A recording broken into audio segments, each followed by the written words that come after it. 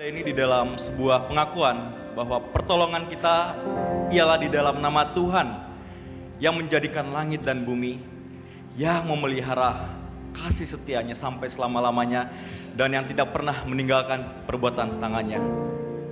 Turunlah atas kita sekalian kasih karunia dan damai sejahtera dari Allah Bapa dan Yesus Kristus menyertai kita semuanya.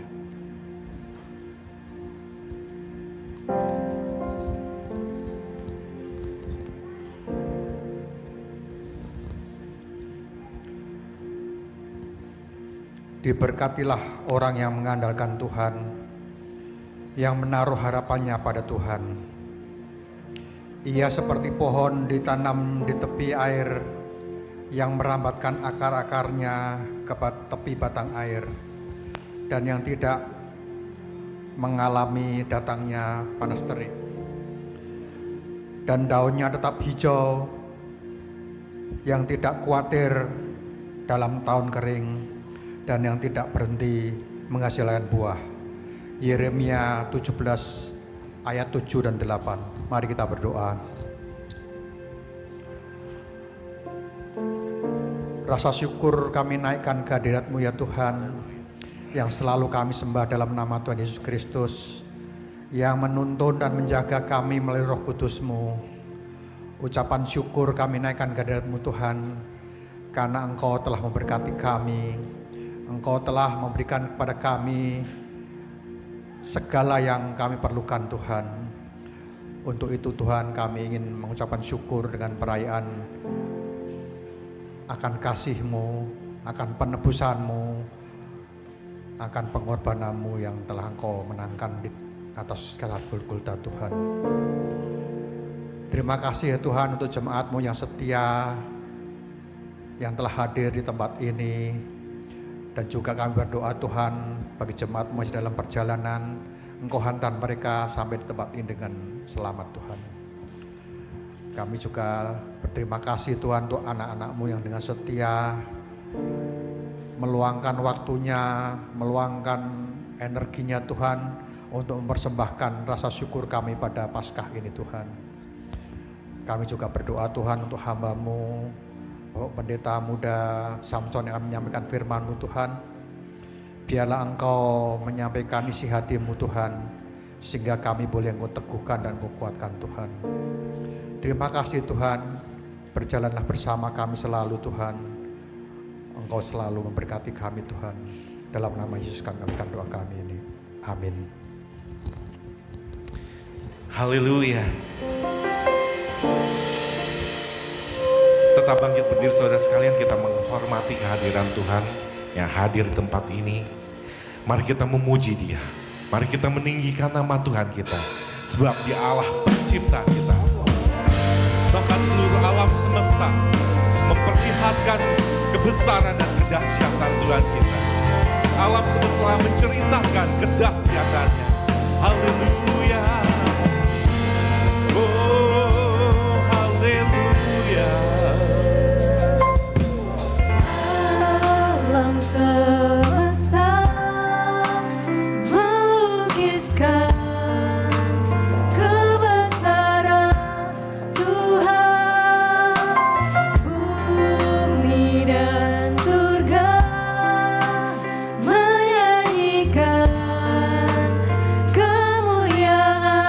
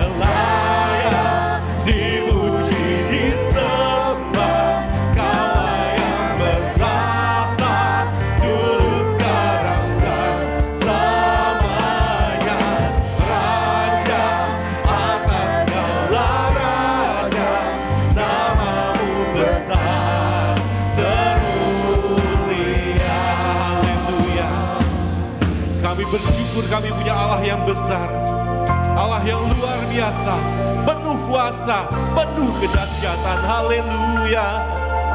Terima kasih Tuhan. Terima kasih Tuhan.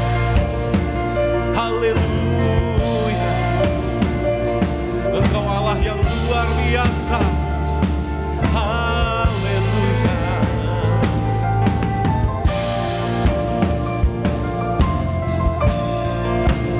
Katakan Hosana. Hosana.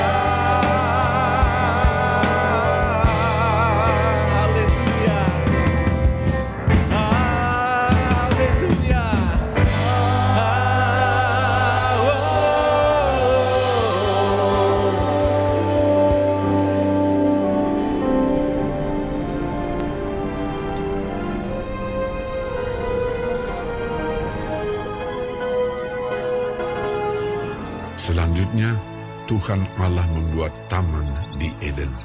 Di sebelah timur, disitulah ditempatkannya manusia yang dibentuknya itu.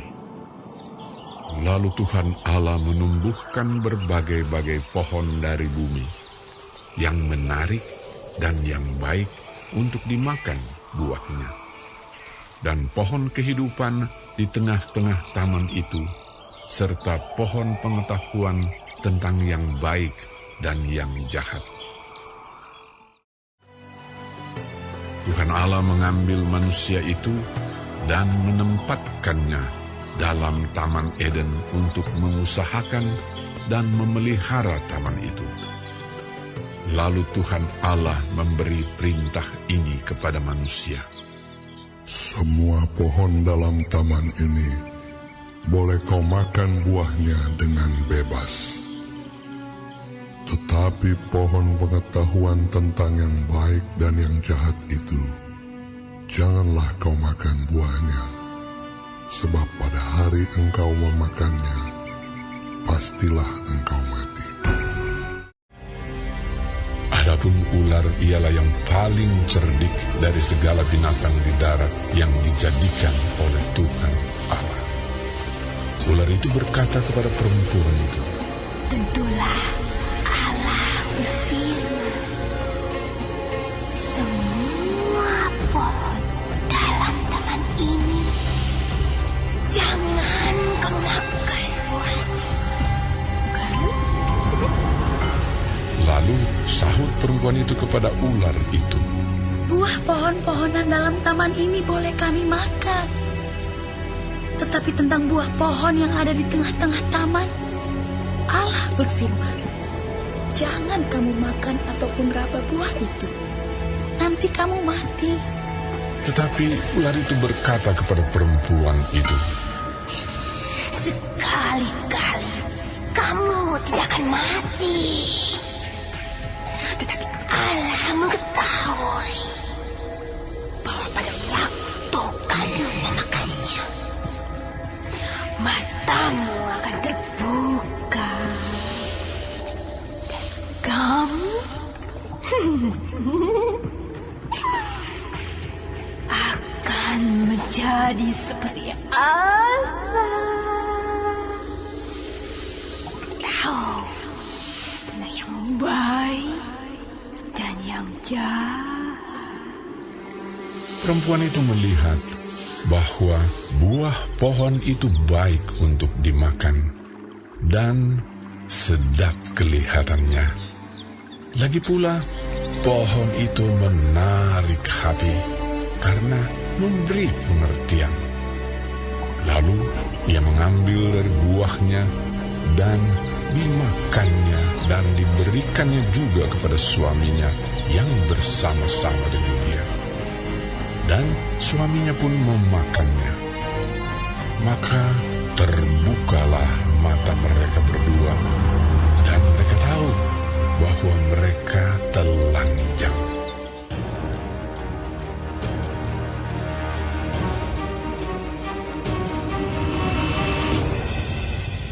Lalu Tuhan Allah mengusir dia dari Taman Eden, supaya ia mengusahakan tanah dari mana ia diambil. Ia menghalau manusia itu, dan di sebelah timur Taman Eden ditempatkannya lah beberapa kerub dengan pedang yang bernyala-nyala dan menyambar-nyambar untuk menjaga jalan ke pohon kehidupan.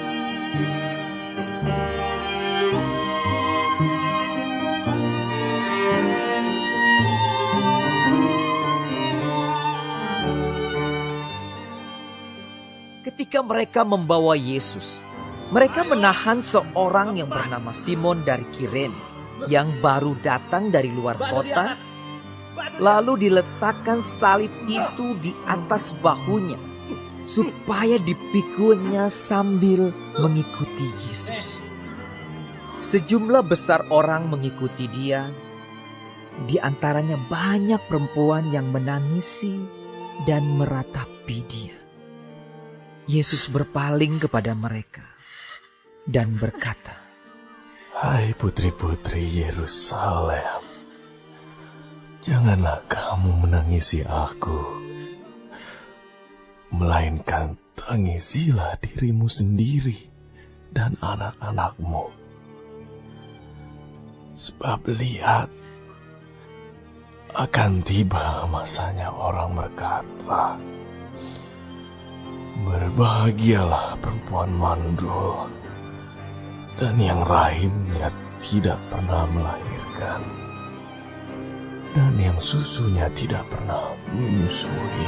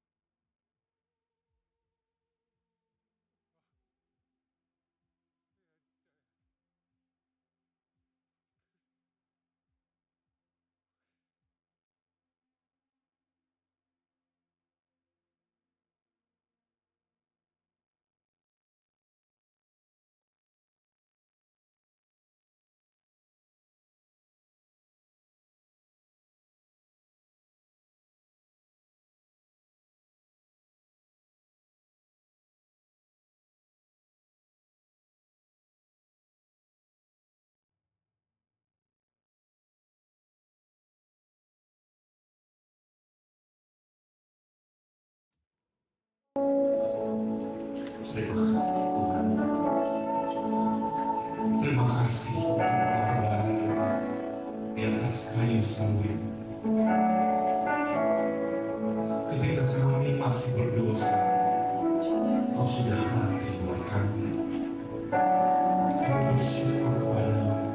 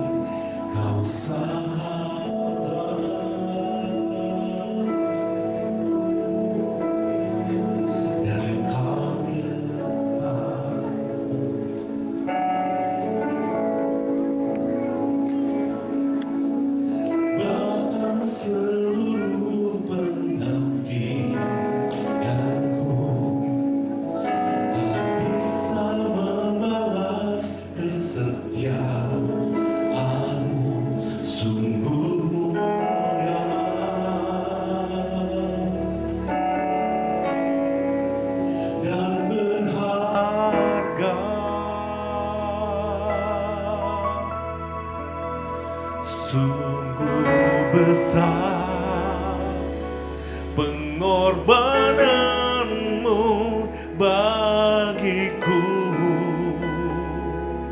terlalu dalam untuk dimengerti.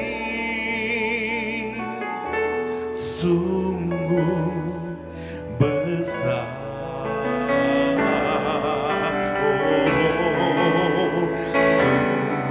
Indah yang Kau pikirkan tentangku, tak terselami bagiku. Sungguh indah.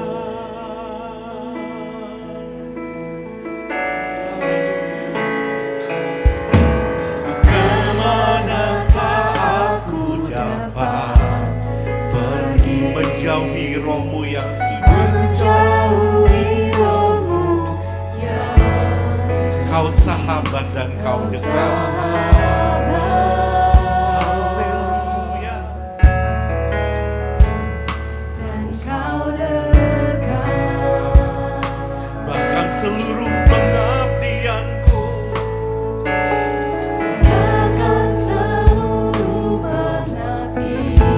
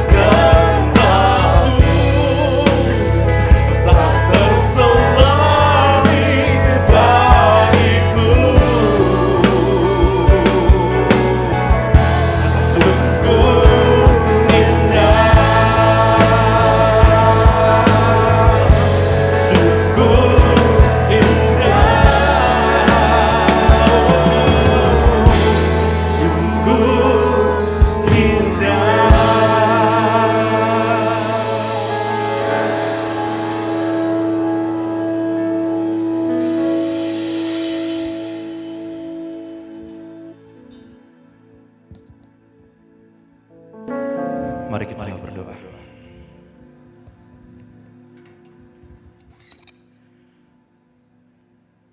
Bapa Surgawi, sungguh indah setiap hal yang telah Engkau perbuat kepada kami. Tanpa ragu Engkau menyelamatkan setiap kami, dan tanpa ragu Engkau memulihkan setiap kami.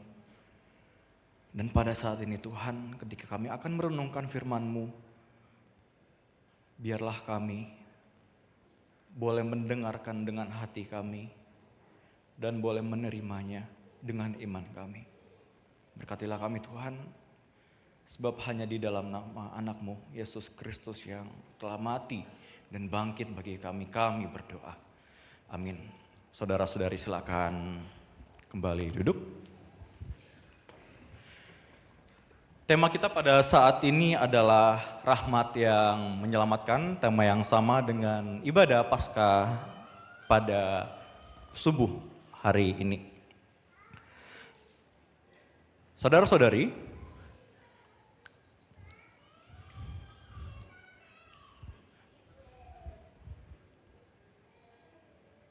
pada tahun sebelum Masehi 375 ada sebuah buku yang ditulis oleh Plato. Buku tersebut adalah The Republic, dan buku itu adalah buku yang kedua, dan di dalam buku tersebut ada percakapan yang seperti ini.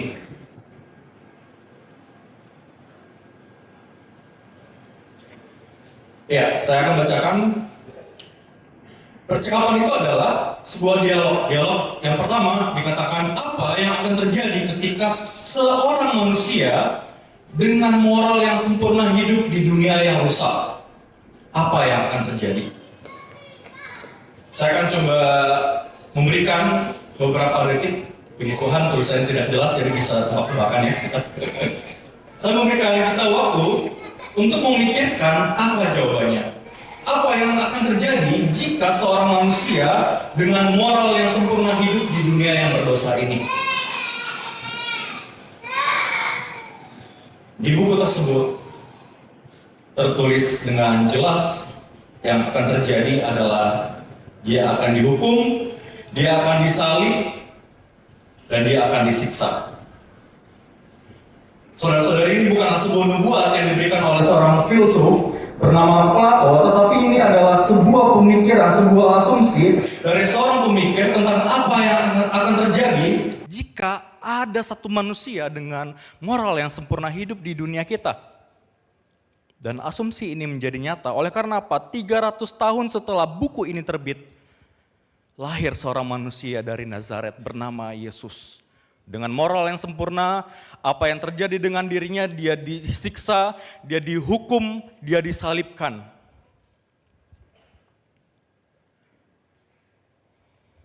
Bukan karena dia bersalah, saudara-saudari. Bukan karena dia seorang penjahat, bukan karena dia berbuat kriminal yang parah, tetapi karena apa? Karena kebaikannya sulit diterima, oleh karena apa yang dia saksikan adalah kebenaran yang dibenci oleh manusia di dunia yang busuk ini. Jadi kalau saya bertanya, saudara-saudari, jika seandainya Tuhan Yesus datang pada saat ini, apakah kita akan menerima dia sebagai sosok manusia dengan moral yang sempurna, atau kita akan melakukan hal yang sama seperti orang-orang di 2000 tahun lalu? Kita akan mencaci dia, kita akan mengatakan dia sok benar, kita akan mengatakan dia orang yang sok suci, dan kita akan menyalibkan dia sekali lagi. Di dalam Paskah ada kalimat klise yang kemudian kita akrab di dalamnya. Kalimat itu apa? Sebab dia hidup maka ada hari esok.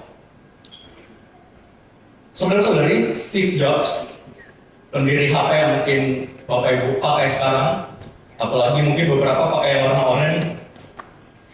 Steve Jobs pada umur 13 tahun, dia datang ke sebuah gereja, dia bertanya kepada pendetanya, "Pak pendeta, jika tangan saya ini yang saya genggam dan saya akan mengeluarkan beberapa jari di tangan saya, apakah Tuhan akan tahu angka berapa yang akan saya keluarkan?"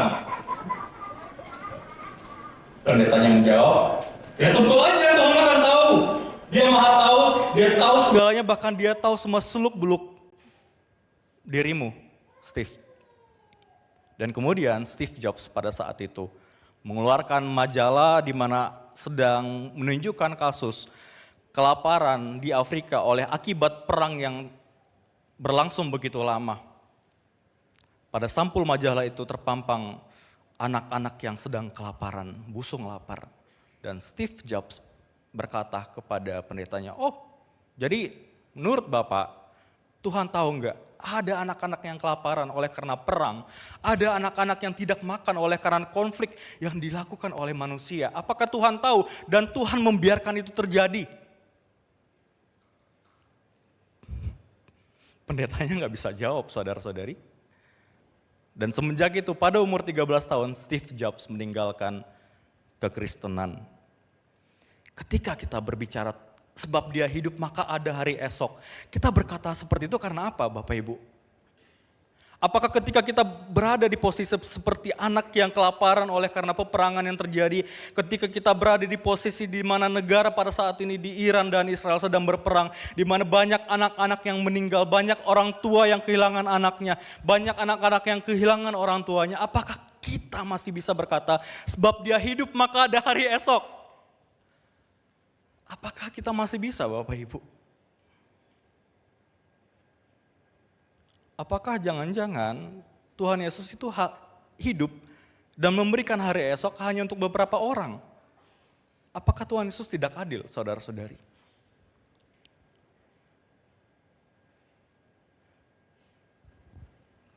Jangan-jangan ketika kita berkata sebab dia hidup maka ada hari esok, kita mendasari kalimat itu karena kita merasa besok kita masih bisa makan, besok kita masih bisa pergi jalan-jalan, besok kita masih bisa pergi sekolah, kita masih bisa main HP, kita masih bisa melihat istri kita masih bisa melihat suami kita masih melihat cucu-cucu kita dengan bahagia.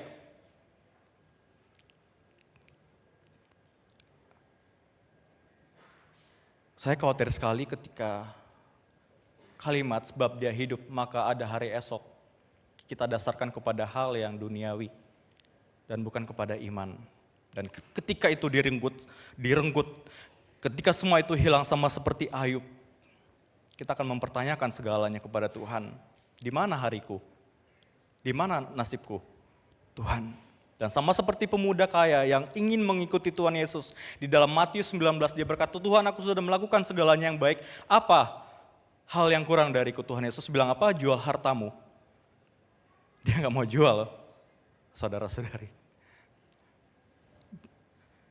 Jadi kita harus hati-hati di dalam iman kita khususnya di momen Paskah ini. Ketika kita berkata sebab dia hidup maka ada hari esok. Yang kedua kalimat klise yang mungkin kita sering dengarkan adalah tema kita pada saat ini. Rahmat yang menyelamatkan, kita berkata kita sudah diselamatkan oleh Tuhan, kita diselamatkan oleh bilur-bilur darah Yesus, kita sudah diselamatkan oleh Tuhan Yesus di kayu salib. Tapi kalau saya bertanya kepada kita, kalau Tuhan Yesus datang pada saat ini, saudara-saudari ingin diselamatkan dari hal apa? Berapa persen dari antara kita yang akan berkata, aku ingin diselamatkan dari dosa-dosaku, aku ingin diselamatkan dari kehidupanku yang rusak dan aku ingin bersekutu dengan Tuhan. Atau jangan-jangan kita sama Bapak Ibu seperti orang-orang yang menyambut Tuhan Yesus ketika dia pergi ke Yerusalem dengan daun palem atau daun palma yang begitu banyak. Sebagai konteks Bapak Ibu, ketika mereka melakukan itu, sebenarnya penyambutan dengan daun palma adalah hal yang dilakukan hanya ketika seorang raja menang dari peperangan dan kembali ke kotanya. Maka dia akan disambut. Jadi dengan kata lain sebenarnya orang-orang yang menyambut Tuhan Yesus sedang berpikir bahwa Tuhan Yesus adalah orang yang akan membebaskan mereka. Dari apa? Dari penjajahan bangsa Romawi Bapak Ibu. Yang di pikiran mereka, ada orang yang bisa mengubah air menjadi anggur, ada orang yang bisa membangkitkan orang mati, ada orang yang bisa menyembuhkan orang sakit, yang lumpuh berjalan, yang buta melihat. Bagaimana mungkin dia tidak bisa menyelamatkan kami semua? Mungkin kita juga merasa seperti itu kadang ya saudara-saudari. Mungkin kita pernah melihat Tuhan menyembuhkan penyakit kita. Mungkin kita pernah melihat Tuhan memulihkan keluarga kita. Dan kita masih berharap kepada Tuhan dengan hal-hal yang kita inginkan, kebutuhan pribadi kita, ego pribadi kita. Apakah salah meminta hal seperti itu? Enggak salah, tapi harus hati-hati saudara-saudari. Oleh karena apa? Orang-orang yang menyambut Tuhan Yesus sebagai Raja, yang menang dari peperangan meskipun dia belum melakukan apa-apa dengan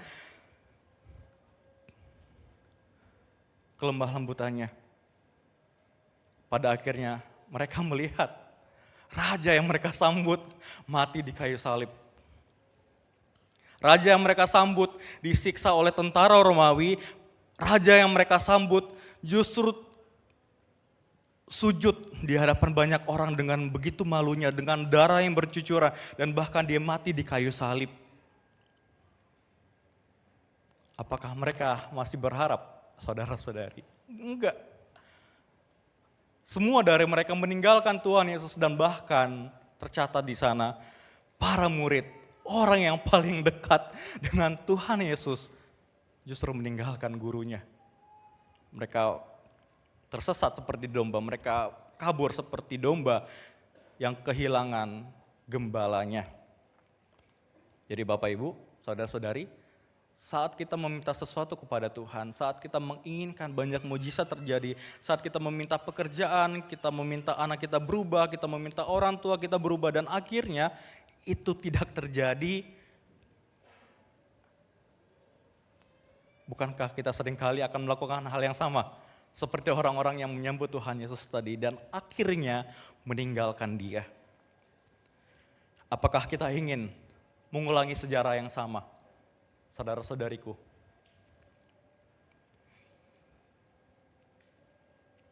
Jadi, apa yang harus kita lakukan?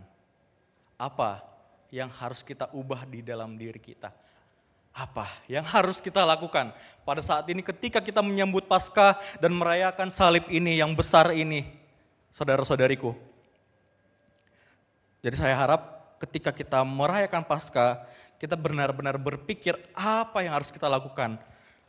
Karena pengorbanan yang Tuhan Yesus lakukan bukan main-main, saudara-saudariku. Jadi yang harus kita lakukan adalah memiliki pengetahuan yang baik. Oleh karena apa? Pengetahuan yang baik akan menghasilkan iman yang baik.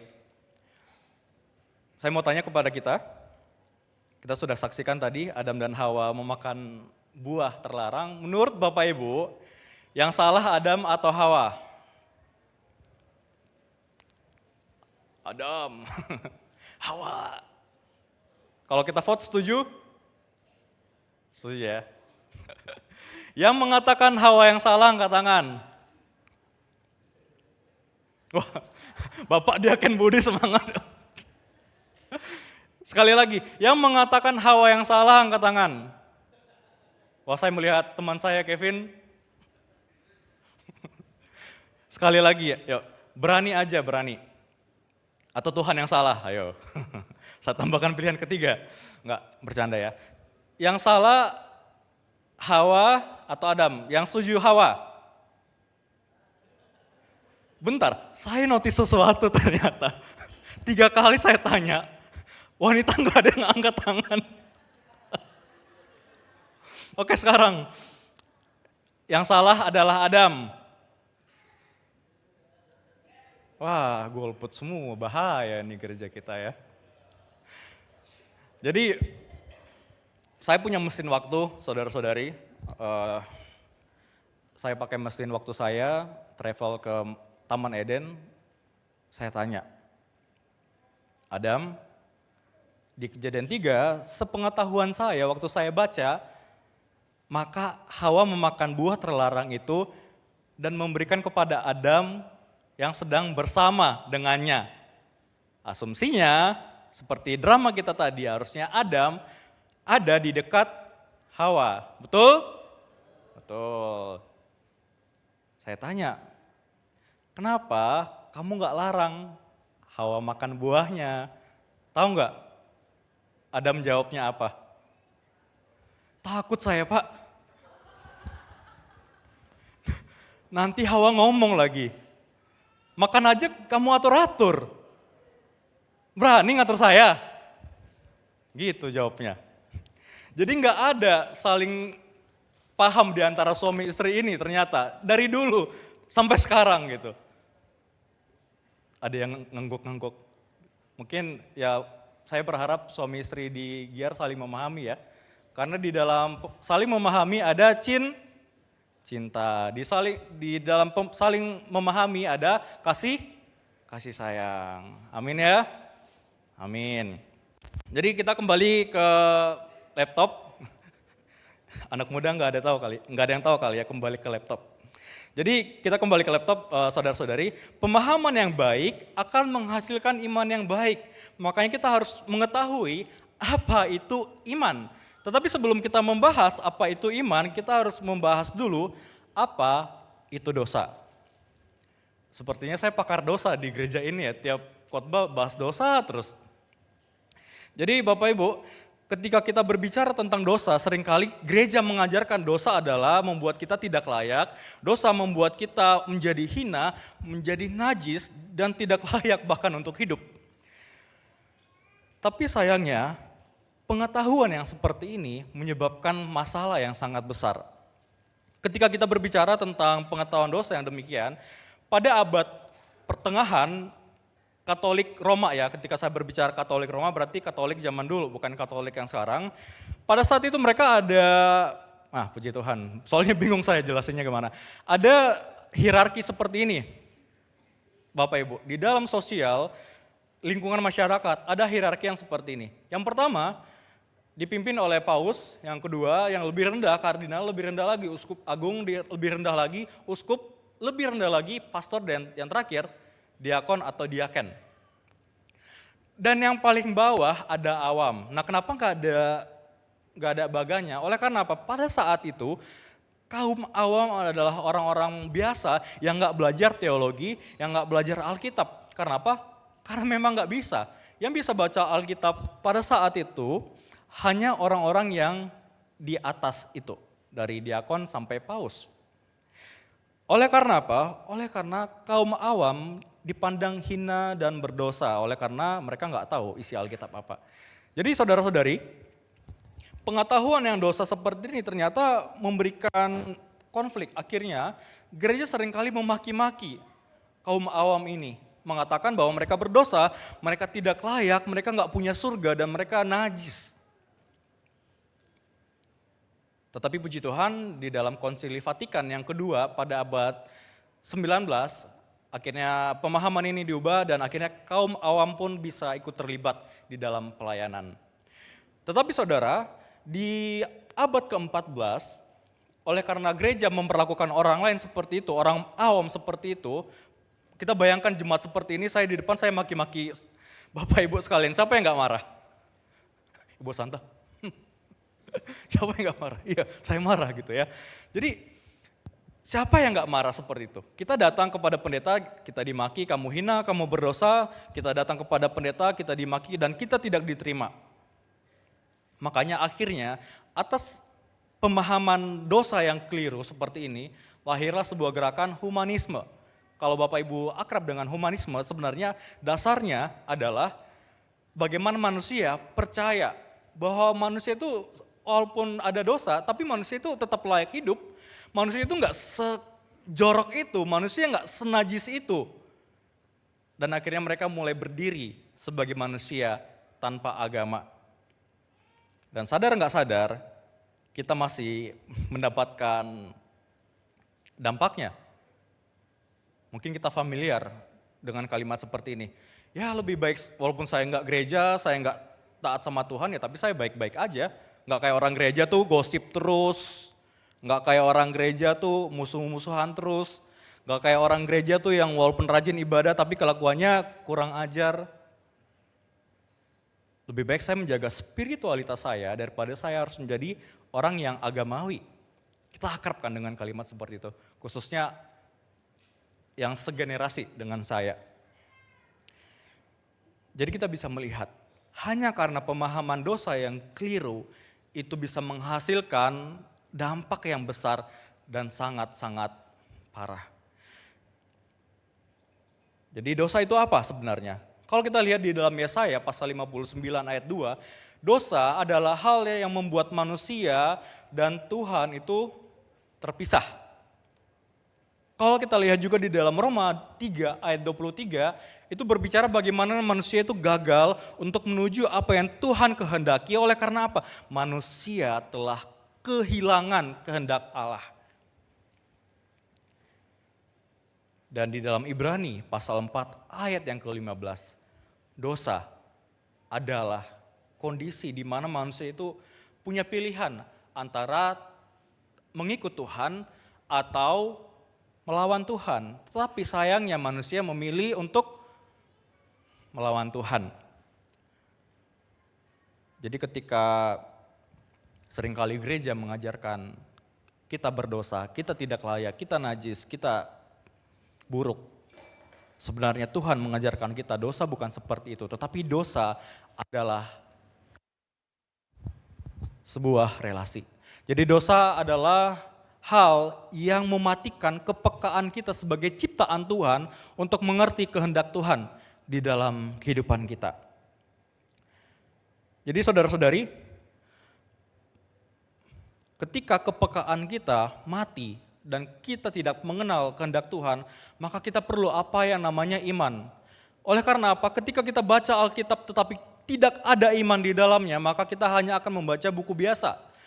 Alkitab kita akan menjadi buku biasa kalau kita nggak baca dengan iman. Saudara-saudari, Bapak Ibu sekalian. Oleh karena apa? Oleh karena iman yang paling penting di dalam kehidupan kita. Banyak orang yang baca Alkitab tapi nggak tobat. Oleh karena apa? Bacanya nggak pakai iman. Ketika kita menjadi singer dan WL tapi tidak ada iman di dalamnya, maka hanya akan menjadi penyanyi biasa di depan gereja. Ketika panitia, baik itu panitia Paskah, panitia HUT gereja, panitia Natal nanti dan Tahun Baru, ketika panitia itu tidak ada iman di dalamnya, maka panitia itu hanya akan jadi apa? Event organizer, Bapak Ibu.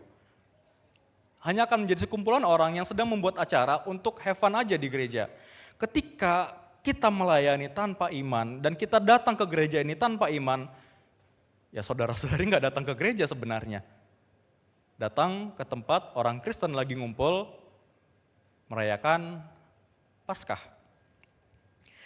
Jadi saya berharap kita mulai berpikir, apa itu iman? Apa itu iman yang benar? Jadi kita akan buka Alkitab kita, saudara-saudari sekalian, di dalam Ibrani 11 ayat yang pertama. Saya akan meminta kita semua untuk membacakannya bersama-sama di dalam Ibrani pasal yang ke-11 ayat yang pertama.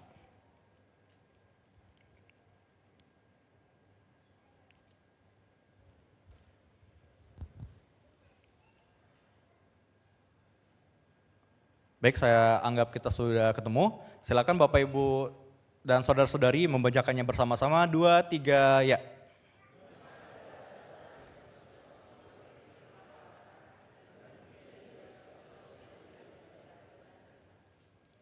Jadi seperti itu ya Bapak Ibu, saudara-saudari, iman adalah dasar dari segala sesuatu dan bukti dari apa yang tidak kita lihat. Ketika kita mengatakan dasar dari segala sesuatu yang kita harapkan, itu bukan tentang ego kita, bukan tentang keinginan pribadi kita, tetapi dasar, fondasi dari apa yang seharusnya kita harapkan, yaitu keselamatan dan kehendak Tuhan.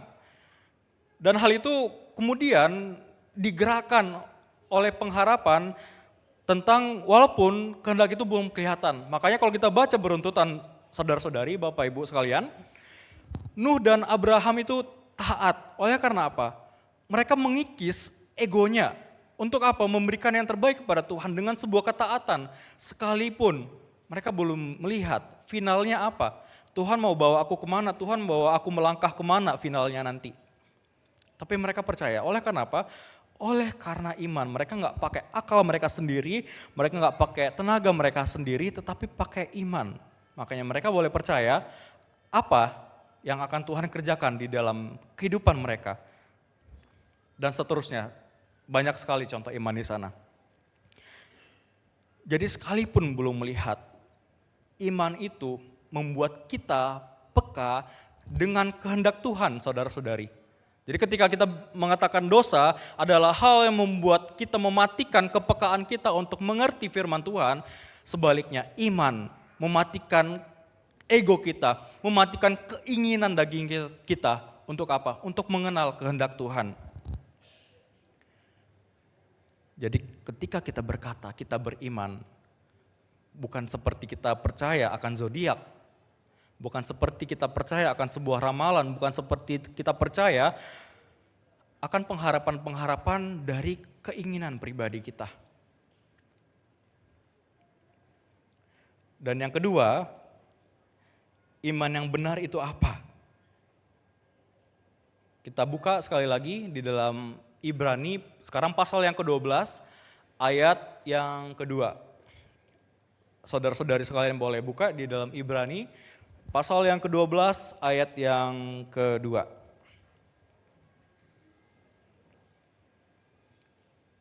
Oke, jika sudah boleh dibacakan bersama-sama. 2, 3, ya.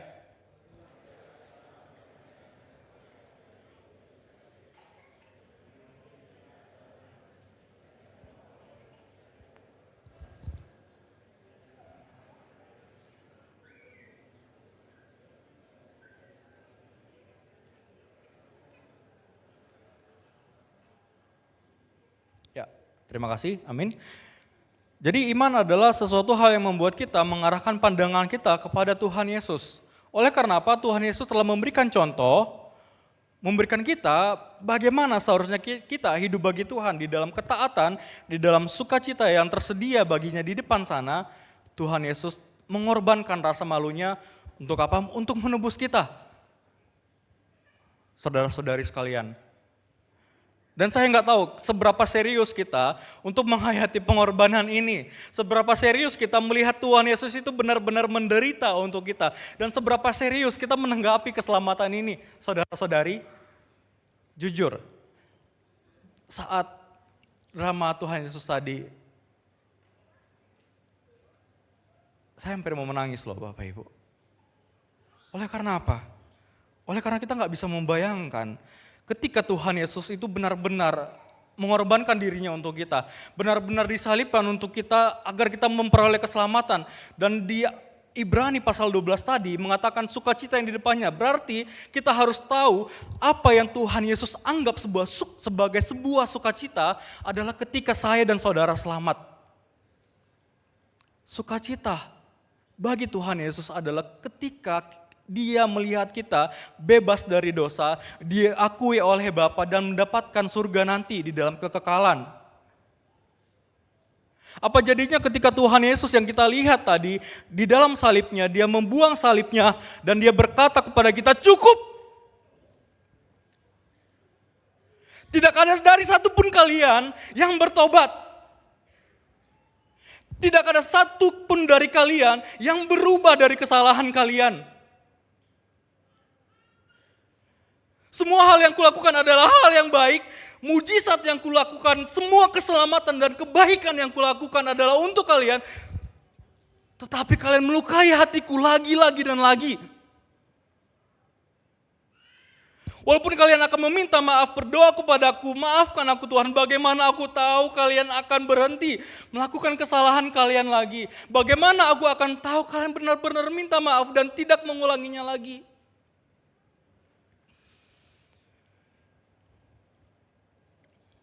Aku muak dengan kalian. Aku muak. Dan pada saat ini, salib ini akan kubuang dan aku akan memutuskan hubunganku dengan kalian sekali lagi. Sama seperti aku memutuskan hubunganku dengan Adam dan Hawa. Tetapi bukankah setiap kita yang di ruangan ini yang justru melakukan hal seperti itu. Kita berkata seperti itu kepada sesama kita memperlakukan sesama kita seperti itu. Kita tidak memaafkan orang tua kita tidak memaafkan anak kita tidak memaafkan rekan kerja kita tidak memaafkan barangkali saudara-saudari yang ada di gereja ini sebagai sesama jemaat Gia Raja Wali. Bahkan ketika mungkin orang yang kita benci meminta maaf kepada kita, yang kita ingat bukan niat baiknya, tetapi kesalahannya. Dan kita akan berkata, itu salahmu. Aku gak peduli lagi.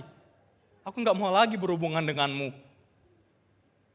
Saudara bisa membayangkan, apa jadinya kalau Tuhan Yesus yang seperti itu?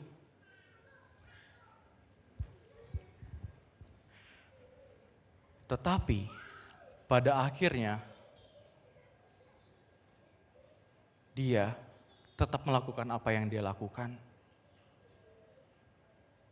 Dan Dia melakukan itu dengan sebuah sukacita, saudara-saudariku. Dia merindukan sekali melihat kita selamat. Dia merindukan kita terbebas dari dosa-dosa kita. Dia merindukan kita mendapatkan tempat yang layak di surga nanti.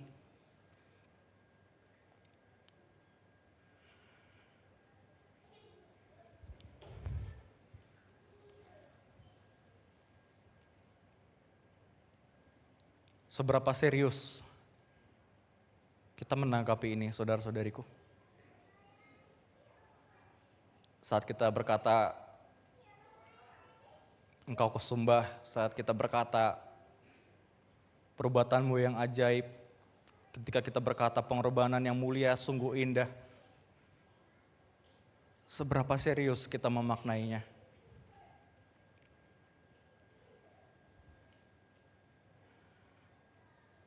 Tetapi Tuhan Yesus tetap melakukannya untuk kita.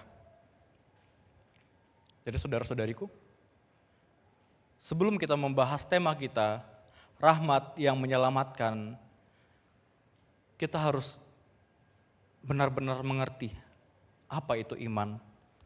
Yang pertama, iman adalah hal yang mengikis ego kita, mengikis keinginan pribadi kita. Dan yang kedua, iman adalah bagaimana kita seharusnya selalu memandang kepada Kristus di dalam setiap konteks kehidupan kita. Ketika pada saat ini engkau masih membenci orang tuamu, ada dua pilihan.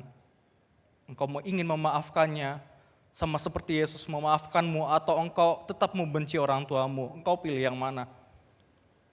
Saat engkau kecewa dengan anak-anakmu, ada dua pilihan antara engkau memaafkannya sama seperti Yesus memaafkanmu, atau engkau tetap membenci anakmu. Ketika engkau membenci pengurus di gereja ini, engkau membenci sesama jemaat di gereja ini, engkau membenci setiap rekan kerjamu, engkau membenci setiap teman-temanmu di sekolah. Ada dua pilihan. Engkau memaafkan, mendoakan dia sama seperti Yesus yang mendoakanmu, atau engkau membenci.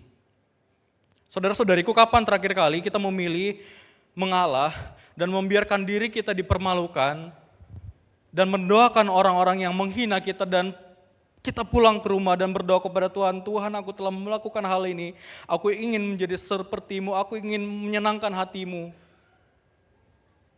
tolonglah terima diriku ini. Kapan terakhir kali kita seperti itu, saudara-saudari?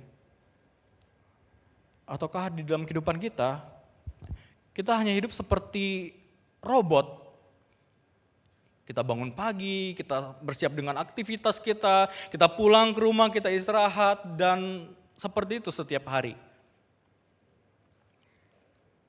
Ketika ditanya apakah baca Alkitab hari ini? Enggak, capek. Apakah baca Alkitab hari ini? Apakah berdoa hari ini? Enggak, ngantuk. Di saat yang sama,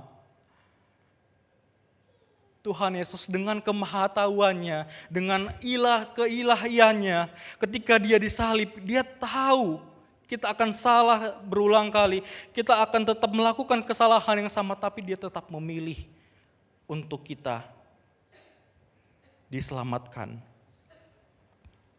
Jadi saudara-saudari, walaupun ayat tema yang diberikan kepada kita adalah Efesus pasal 2 ayat 8-9, tetapi saya ingin kita membuka di dalam Efesus pasal 2 ayat yang ke-10. Mari kita buka di dalam Alkitab kita.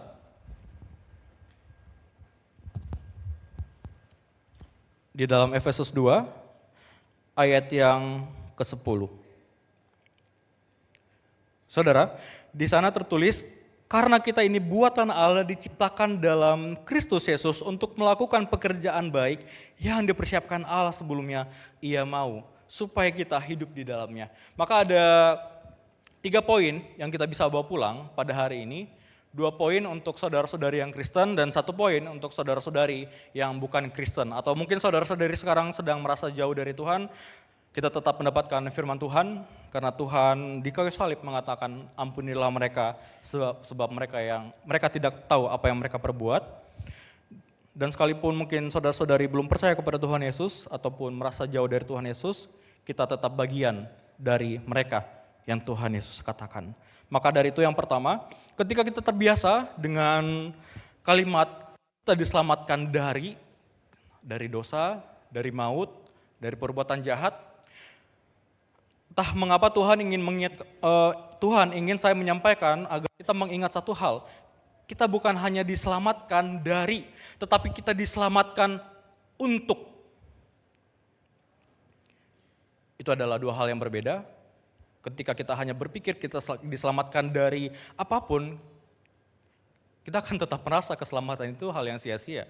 Tetapi ketika Tuhan ingin mengingatkan kita bahwa kita diselamatkan untuk, maka ada tujuan yang harus kita capai.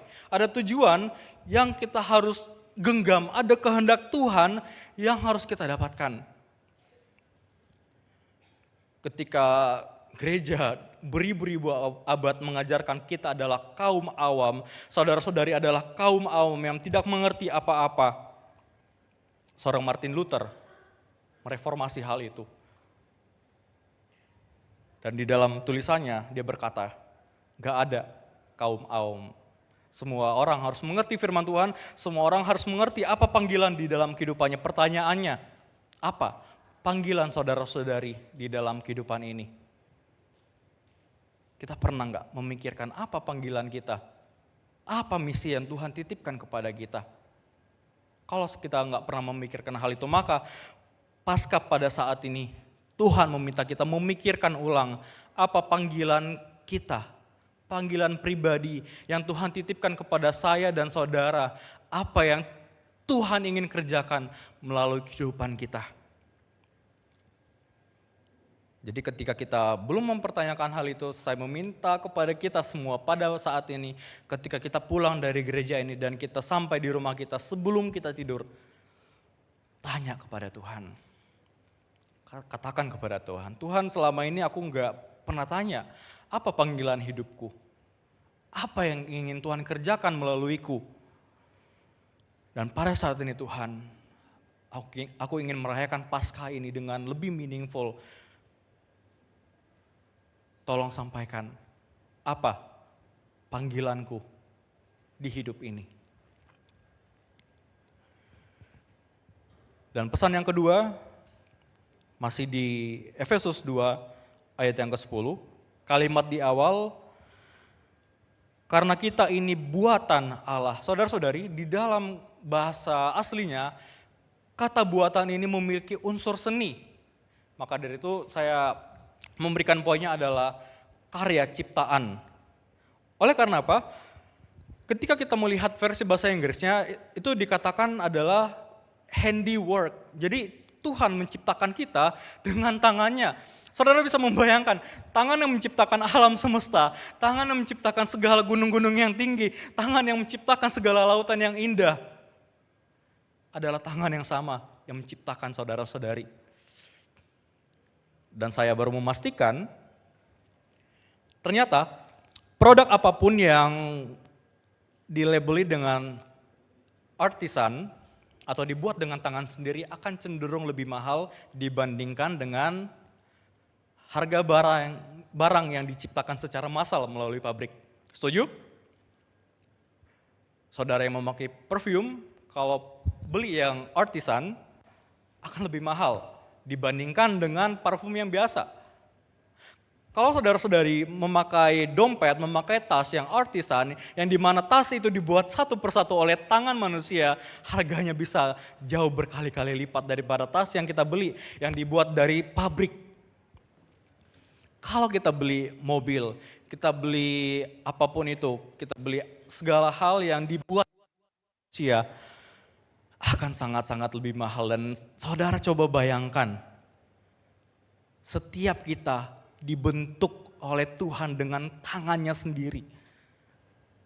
Tuhan gak menciptakan saudara-saudari dengan satu hentikan jari, kita semuanya ada, tetapi Tuhan membentuk kita satu persatu. Jadi kita adalah ciptaan yang begitu indah yang Tuhan ciptakan. Jadi ketika ada orang yang mengatakan kita hina, orang mengatakan engkau berdosa, engkau tidak layak, katakan, oh sorry, maaf, izin, enggak, saya berharga. Oleh karena apa? Oleh karena saya diciptakan oleh Tuhan saya yang menciptakan langit dan bumi. Ketika engkau tidak percaya dengan dirimu sendiri, engkau meragukan kemampuan dirimu, ingat sekali lagi, engkau diciptakan oleh Tuhan yang menciptakan alam semesta. Ketika engkau meragukan langkahmu, ketika engkau ingin mencoba sesuatu, keputusan yang besar, engkau ragu dengan dirimu sendiri. Oleh karena engkau terbiasa dihina-hina oleh orang lain, engkau terbiasa dianggap remeh oleh orang lain. Pada saat ini Tuhan ingin mengingatkan, engkau buatan tangan Allah. Engkau diciptakan oleh tangan yang menciptakan alam semesta. Dan Tuhan telah menebusmu. Setiap kita adalah ciptaan yang berharga, ciptaan yang indah di mata Tuhan. Jadi Percaya dengan diri sendiri, bukan karena kemampuan kita, tetapi karena di dalam diri kita ada Allah, ada Roh Kudus yang selalu menyertai kita. Amin? Amin? Amin. Yang ketiga, untuk kita yang bukan Kristen, kita semua dicintai oleh Tuhan. Kita terbiasa di dalam dunia ini, kita diakui ketika kita punya jabatan yang tinggi, ketika kita di kantor kita disegani oleh orang, ketika kita punya job kelas yang tinggi, kita diakui oleh lingkungan masyarakat, ketika kita telah berbuat banyak hal yang luar biasa bagi masyarakat. Dunia terbiasa menerima kita ketika kita mempunyai sesuatu tetapi tidak dengan Tuhan.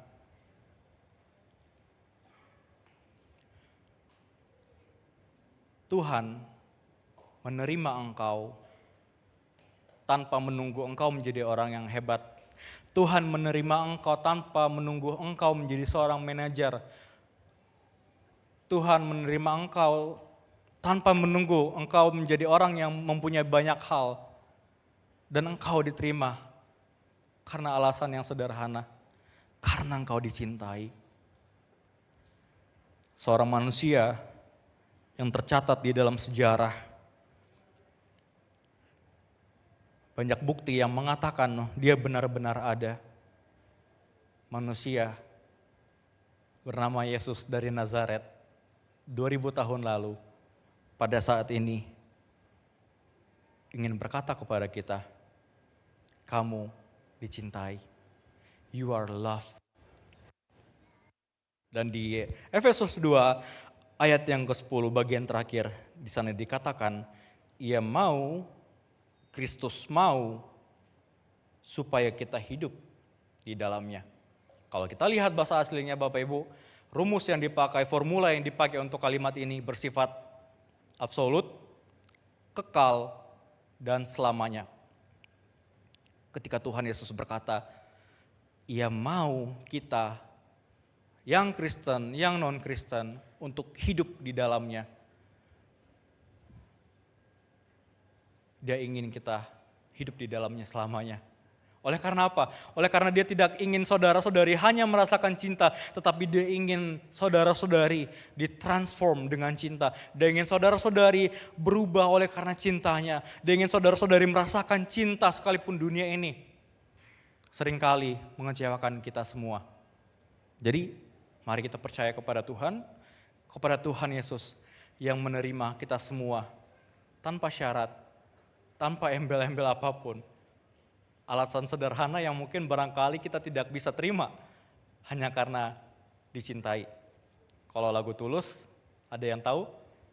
Jangan cintai aku apa adanya. Tetapi kalau kata Yesus, aku mencintai kamu apa adanya. Love you so much. Mari kita berdoa.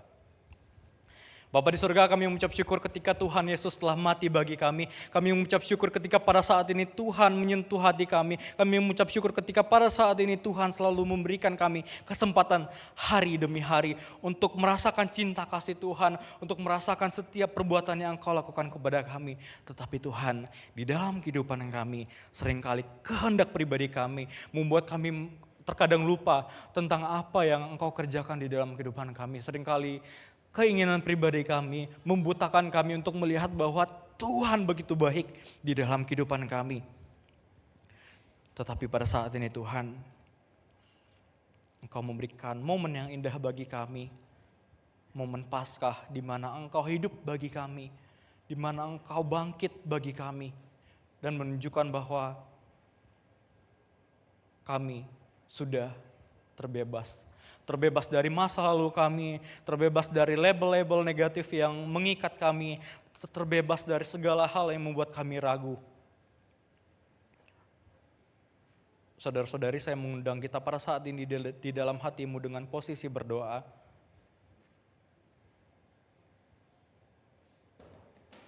Katakan kepada Tuhan, Tuhan, terima kasih atas cinta yang boleh kurasakan di dalam Kristus. Terima kasih untuk setiap pengorbanan yang Kau berikan. Terkadang aku lupa, terkadang aku tidak mengingat bahwa ada pribadi yang selama ini selalu berjalan di dalam kehidupanku. Dan pada saat ini Tuhan, aku mengakui, aku adalah ciptaan karya tangan-Mu.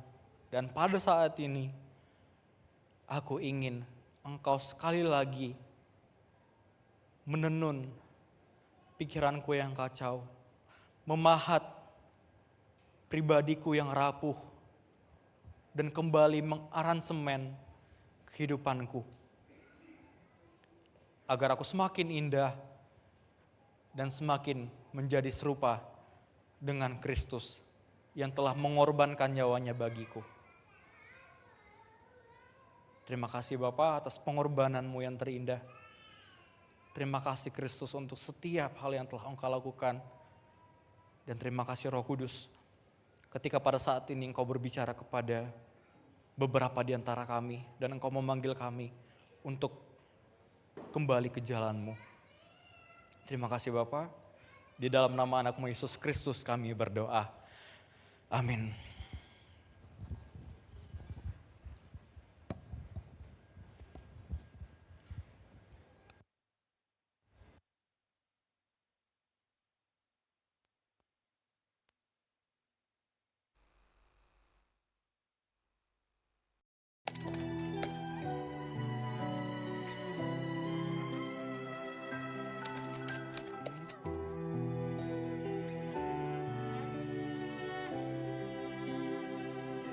Dua malaikat berpakaian putih sedang duduk, satu di kepala dan satu di kaki tempat tubuh Yesus pernah dibaringkan.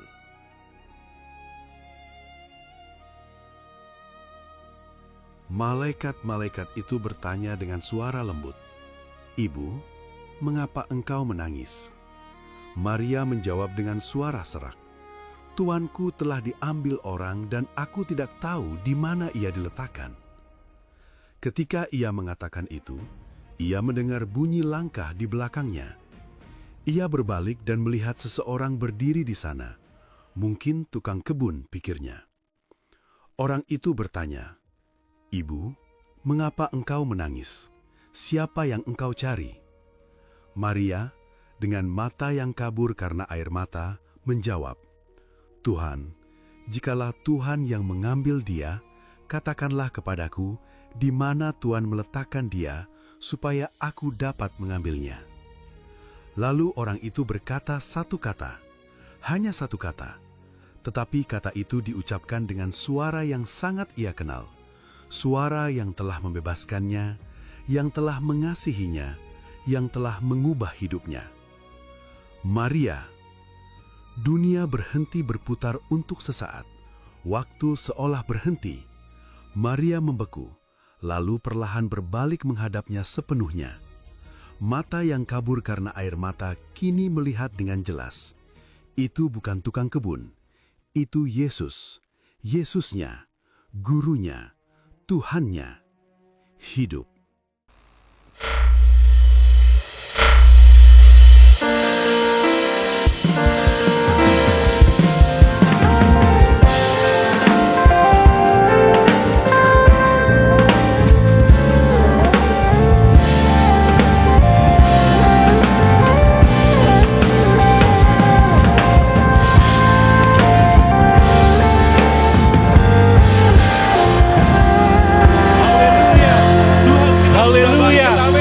Kita sudah bangkit, amin. Siapa yang siap percaya bahwa dia telah mengalahkan raja terakhir yaitu maut. Mari saudara sekalian, mari saudara sekalian, kita bangkit berdiri, kita berikan kemuliaan yang mulia bagi Tuhan kita. Haleluya, Dia penebus kita.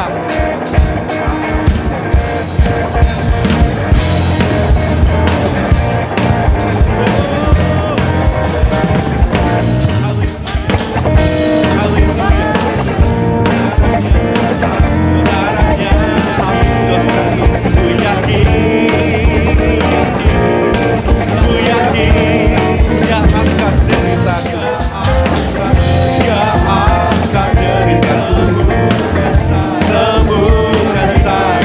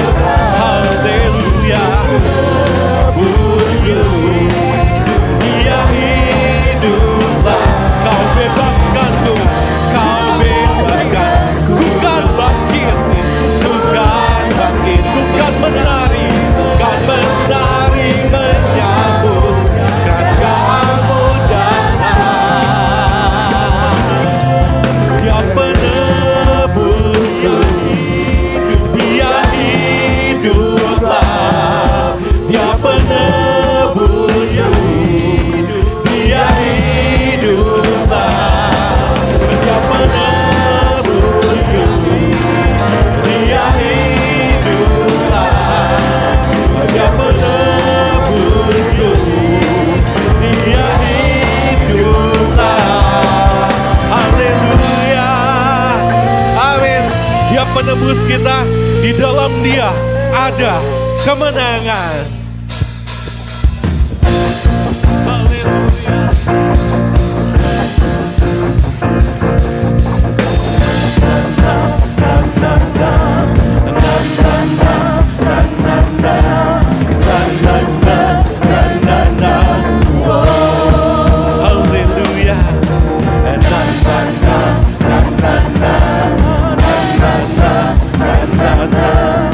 Bangkitlah dan berkatakan berkat. Bangkitlah dan berkatakan berkat atas hidup yang diberikannya. Dengan pasti, dengan iman, nyatakan kekuatannya, kedatangannya ini.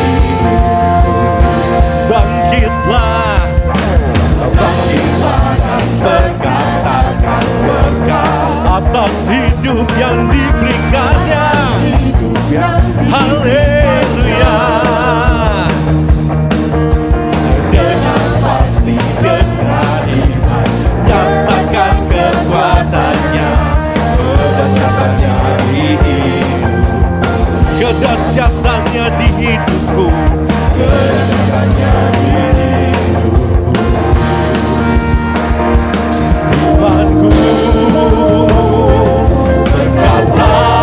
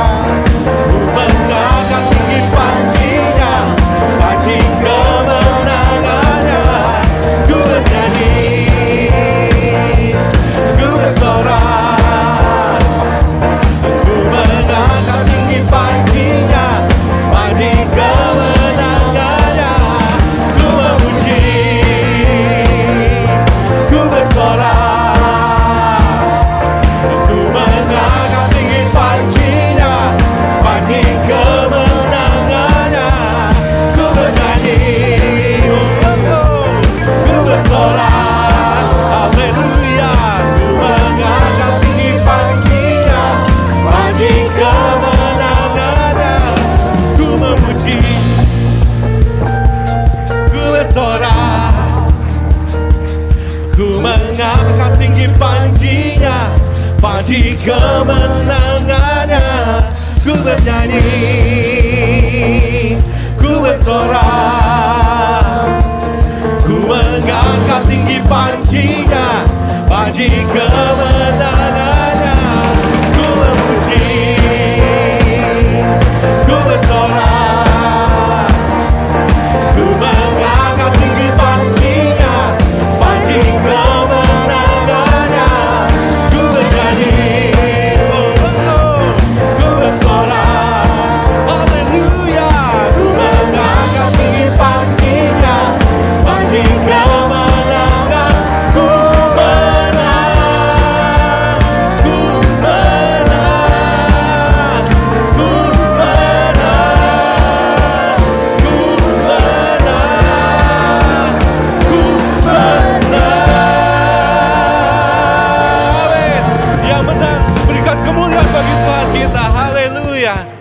Silakan dulu saudara sekalian, kita akan memberikan persembahan persepuluhan. Saatnya kita memberikan persembahan persepuluhan kita bagi saudara-saudari, Bapak Ibu yang mungkin belum berkesempatan memberikan saat ibadah Paskah subuh hari ini. Dan kita akan mengantar persepuluhan kita di dalam landasan firman Tuhan di dalam Maleakhi pasal 3 ayat yang ke-10, demikian firman Tuhan. Bawalah seluruh persepuluhan itu ke dalam rumah perbendaharaan supaya ada persediaan makanan di baitku. Ujilah aku, firman Tuhan semesta alam. Apakah aku tidak akan membukakan bagimu tingkap-tingkap langit dan mencurahkan berkat kepadamu sampai berkelimpahan. Mari kita berdoa. Bapa Surgawi yang mengasihi kami, pada saat ini kami ingin memberikan persepuluhan bagi rumah Tuhan. Biarlah kami memberikannya sebagai ucapan syukur kami atas penyertaan Tuhan, dan biarlah kami rindu untuk juga mendukung setiap keperluan di dalam rumah Tuhan. Dan kiranya Engkau juga boleh menerima persembahan kami, dan Engkau juga berkati setiap majelis yang nantinya akan mengelola setiap pemberian yang diberikan oleh setiap anak-anak-Mu ya Tuhan. Ini doa kami di dalam syukur, dalam nama Yesus kami berdoa. Amin.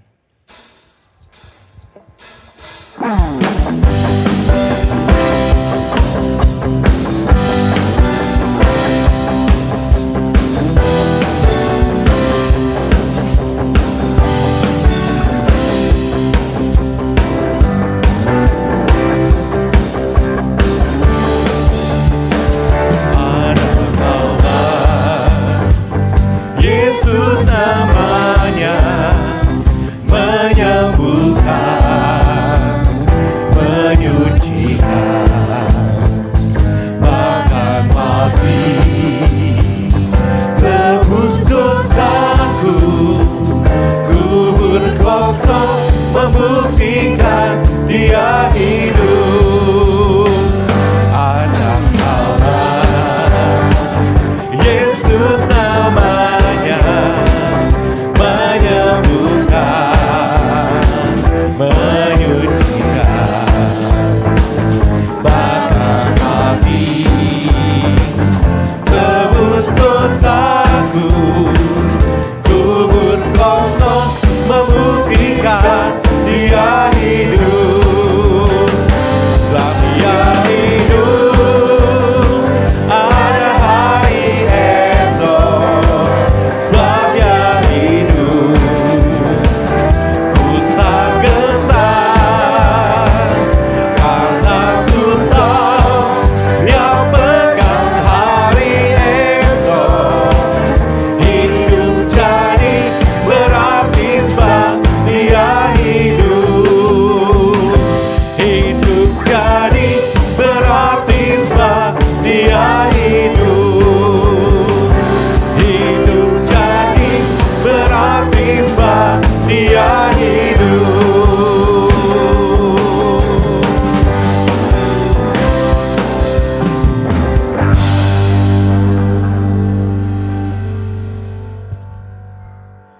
Selamat malam Bapak Ibu Saudara yang dikasihi Tuhan. Kita patut mengucap syukur kalau kita boleh melewati perayaan Paskah pada kesempatan hari ini. Dan yang pertama saya mengucapkan mohon maaf kalau tadi kita mulainya molor gitu ya, mundur beberapa menit, hampir 20 menit karena ada kendala. Dan saya mohon maaf untuk hal itu. Kami panitia mohon maaf ada kendala yang tersebut. Tetapi di luar itu Bapak Ibu Saudara, saya merasa ada sesuatu yang saya rasakan tadi. Kami panitia dari acara menulis skenario seperti yang kita lihat tadi. Ternyata di dalamnya ada skenario yang lain yang disiapkan. Kami panitia merasa cemas sekali ketika scene pertama, scene kedua, scene ketiga berlangsung dengan penuh kekhawatiran karena ada kendala teknis. Tetapi puji Tuhan, pada scene yang keempat, scene kebangkitan, semuanya dipulihkan, multimedia dipulihkan, jadi kita bisa melihat lirik dan sebagainya. Itu memberikan satu hal yang berharga bagi saya sore hari ini. Di tengah-tengah kondisi seperti itu, kebangkitan itu memulihkan pengharapan kita semua. Bapak Ibu Saudara, kami dari Gembala Jemaat, Rohaniwan, Penatua, dan Diaken mengucapkan selamat Hari Paskah buat kita. Kiranya kebangkitan Tuhan Yesus memberikan terus pengharapan di dalam kehidupan kita dan memberkati kita. Kami juga mengucapkan terima kasih kepada Pendeta Muda Samson Haricapa yang telah melayani dalam pemberitaan firman Tuhan pada hari ini. Kiranya Tuhan memberkati dan juga setiap pelayan, pengisi acara, semuanya yang terlibat di dalam kesempatan pada malam hari ini. Tuhan memberkati pelayanan yang ada. Bapak Ibu Saudara, kita akan simak beberapa kegiatan gereja. Yang pertama doa pagi. Kami mengundang seluruh jemaat untuk dapat menghadiri doa onset yang akan diadakan pada hari Sabtu tanggal 11 April 2026 pukul 6 dengan pembicara Pendeta Muda Ivan Christian Saputra dengan tema Aku Diselamatkan Oleh Rahmat-Nya, bertempat di lantai 1. Yang kedua Bapak Ibu, untuk Aquila dan Priscilla, mengundang seluruh jemaat Aquila Priscilla Gia Raja Wali untuk mengikuti ibadah perayaan Paskah Aquila Priscilla yang akan diadakan pada hari Rabu tanggal 8 April 2026 pukul 10 dengan pembicara Ibu Lisuli dengan tema Kasih yang Menyelamatkan, bertempat di lantai 1. Ada catatan Bapak Ibu Saudara untuk Aquila Priscilla diharapkan membawa telur 1 butir 1 orang. Selanjutnya perayaan Paskah KAA mengundang seluruh anak-anak sekolah minggu Jemaat Gereja Islamasi Raja Wali untuk mengikuti perayaan Paskah anak-anak yang akan diadakan pada hari Minggu tanggal 12 April 2026 pukul 8 dengan pembicara Pendeta Cahaya Kristiningrum dengan tema Kasih yang Menyelamatkan, bertempat di lantai 2. Selanjutnya perayaan Paskah RBK mengundang seluruh jemaat GIA Raja Wali khususnya remaja untuk mengikuti ibadah perayaan Paskah RBK yang akan diadakan pada hari Minggu tanggal 12 April 2026 jam 8 dengan tema Live, bertempat di Taman Wisata Ragunan. Kemudian perayaan Paskah PWK mengundang seluruh wanita jemaat Gereja Wasih Raja Wali untuk mengikuti ibadah perayaan Paskah PWK yang akan diadakan pada hari Sabtu tanggal 18 April 2026 jam 9 pagi dengan pembicara Ibu Lisuli dengan tema Rahmat yang Menyelamatkan dan bertempat di Hutan Kota Kemayoran. Selanjutnya berkenaan dengan dana Paskah. Dana Paskah yang sudah masuk adalah 57 juta sekian, sehingga masih ada kekurangan dana 7.529 sekian. Bapak Ibu, kita percaya bahwa dengan kerjasama dan juga kontribusi dari setiap jemaat, kita dapat mampu menutup setiap kebutuhan dana yang ada. Dan saya mengucapkan terima kasih untuk peran serta Bapak Ibu Saudara di dalam dana dan doa untuk kegiatan Paskah tahun ini. Kemudian dari kesaksian dan pengabdian dari K dan P di dalam rangka pembangunan dan TPI Sumba Barat Daya telah masuk dana kebutuhannya adalah 525 juta. Dana yang sudah masuk ada 432.500.000 rupiah. Masih terdapat kekurangan 90.500.000 rupiah. Bagi jemaat yang terbeban untuk di dalam pembangunan TPI Sumba Barat Daya dapat melakukan transfer ke nomor rekening gereja dengan diberikan keterangan TPI Sumba Barat Daya. Demikian warta hari ini, Tuhan Yesus memberkati.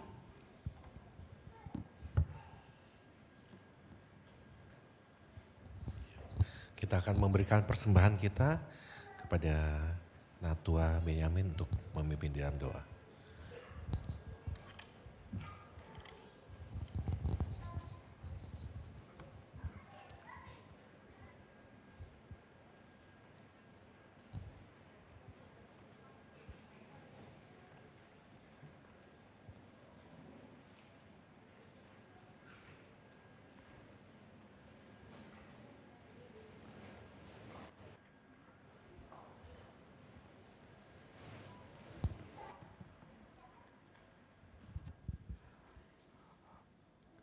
Saya akan bacakan firman Tuhan yang terambil dari 1 Tawarik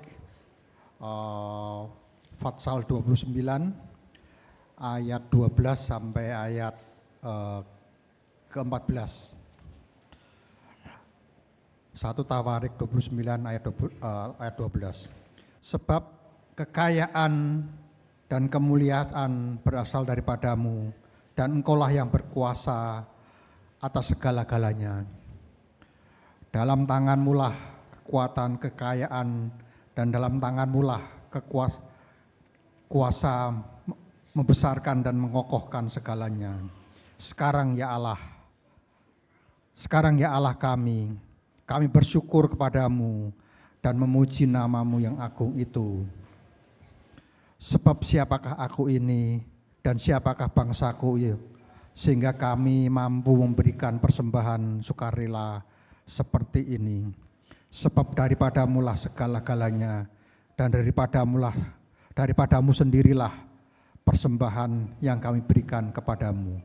Mari kita berdoa.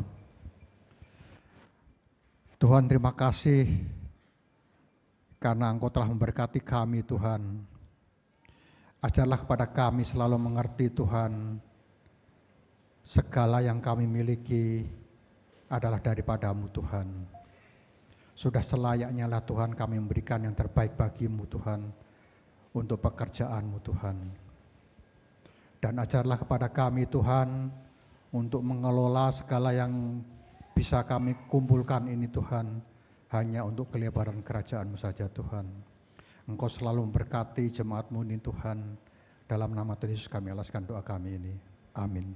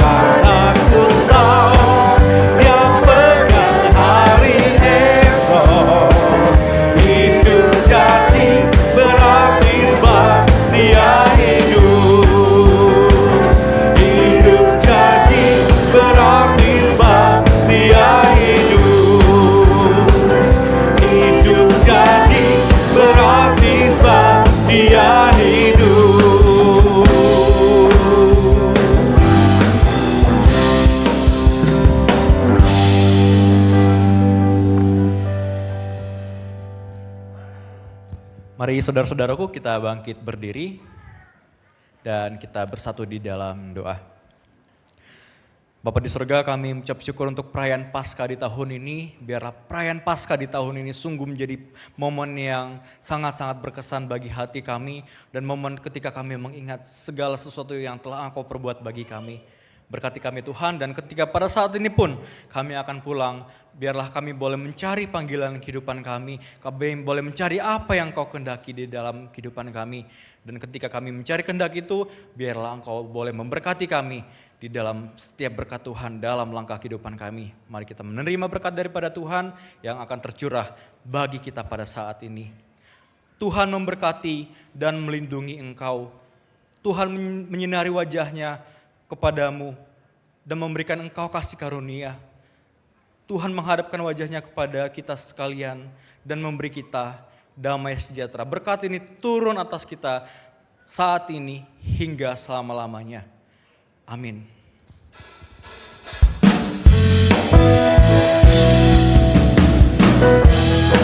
Tahun baru, kasih setianya tak pernah habis. Hari ini ditambahkan oleh kuasa kasih Kristus. Anugerah demi anugerah menjadi dasar hidup kami. Kami dia Raja Wali, hidup bersama dunia. Anugerah demi anugerah menjadi dasar hidup kami. Kami dia Raja Wali, hidup bagi dunia. Kami dia Raja Wali, hidup bagi dunia.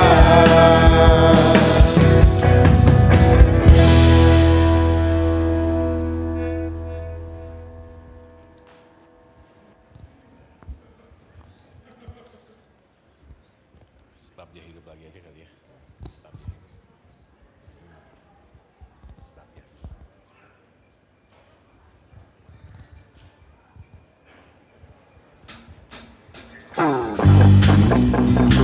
Selamat Paskah dengan Tiara Joli. Selamat Paskah.